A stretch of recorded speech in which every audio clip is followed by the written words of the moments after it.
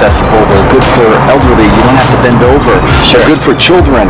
Pets don't get in them. So there's a ton of different reasons why people purchase them.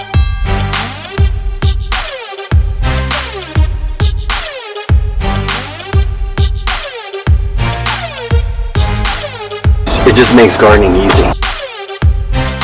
You just basically made spaces that normally aren't gardenable. The vertical gardens are living wall because it's something that you can get your hands on, and we all, just as humans, there's such a connection with the plant world. And you've got a garden growing up the wall of your house. And then you can throw food in there that you grow. There's even more of a connection.